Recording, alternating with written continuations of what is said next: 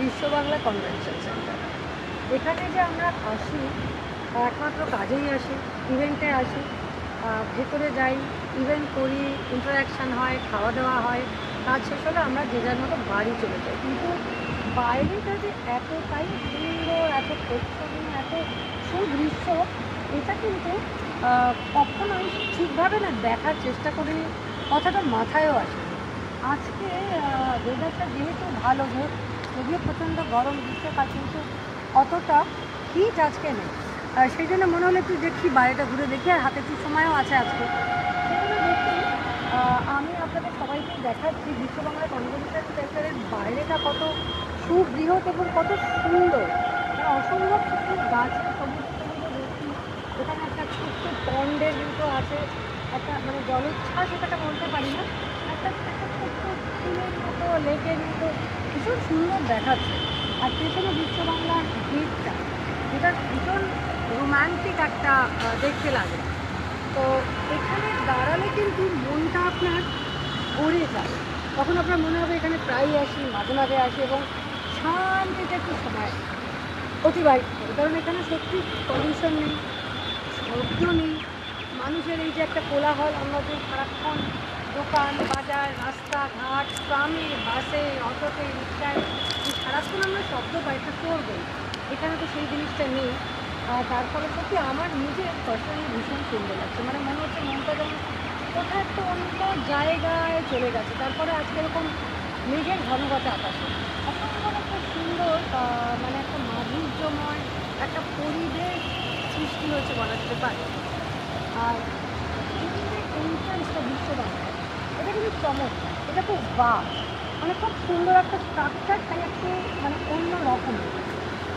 তো এই যে গ্রিনারিগুলো দেখতে দিই, দেখুন কত গাছ, এখানে পাম ট্রি আছে, আরও অনেক গাছ আছে এখানে। ওই দিকটায় একটু কি যাওয়া যেতে পারে? আসুন ওই দিকটা একটু দেখুন।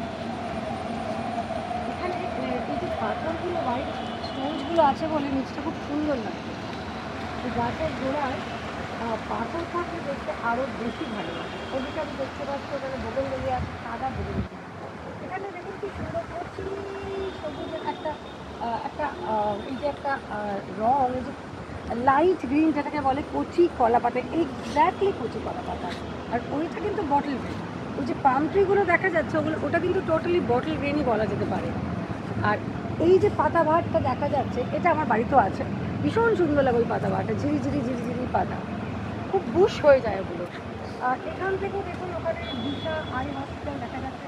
অনেকটা জায়গা জুড়ে নিয়ে যেহেতু এটা বানানো হয়েছে, তার ফলে অনেক কিছু দূর পর্যন্ত দেখা যায়। দূরেও যে আকাশটা দেখা যাচ্ছে, কি অপূর্ব, কি অসাধারণ একটা অদ্ভুত আলোকময় আকাশ। এই লাইটটা সবসময় তো আমরা প্রত্যেকদিন দেখতে পাই না, আজকে যেহেতু মেঘ করেছে সেজন্য আকাশের রঙটাও দু তিন রকম। সূর্য ডুবছে, একটা সানসেটের সময়, অলরেডি সানসেট হয়ে গেছে, সেই জন্যই এত সুন্দর লাগছে আকাশটা। এই পাশটা ভীষণ সুন্দর, এখানেও গাছ আছে, এখানে ফুল আছে, এখানে খানিকটা ঘাস দিয়ে বেছানো, ভারী সুন্দর। কিন্তু আমার তো ভীষণ ভালো লাগছে। আপনারা যদি সুযোগ পান এখানে আসতে কোনো কারণে, তাহলে প্লিজ এই জায়গাটা এসে কিন্তু অবশ্যই এক্সপ্লোর করবেন। নিশ্চয়ই কিন্তু জায়গাটা দেখবেন ভীষণ ভালো লাগবে, বারবার আসতে ইচ্ছে করবে।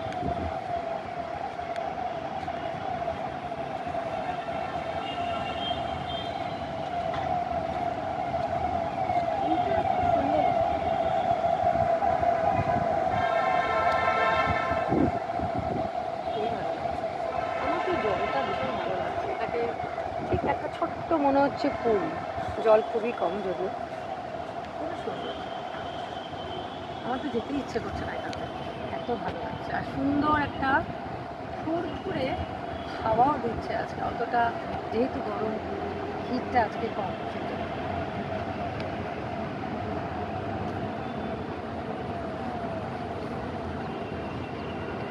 আকাশটা সত্যি আজকে খুব সুন্দর হচ্ছে, আকাশের রং, এই যে একটা ধূপ ছায়া রং, কত রকম মেঘের, কত রকমের কারুকার্য, দারুণ। সত্যি আজকের দিনটা একটু অন্যরকম।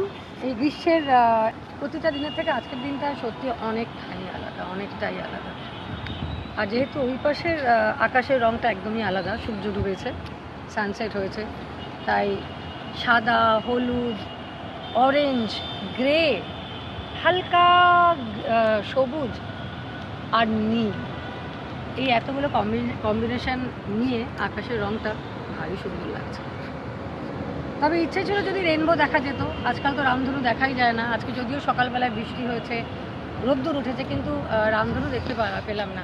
ওপাশের আকাশটা সত্যি এখন আরও অন্যরকম হয়ে গেল, একটা প্লেনও যাচ্ছে দেখা যাচ্ছে, কারণ এখান থেকে তো দমদম এয়ারপোর্ট অনেকটাই কাছে, প্লেনটা অনেকটা উপরে উঠে গেছে। আকাশের রঙটা সত্যি ভারী চমৎকার।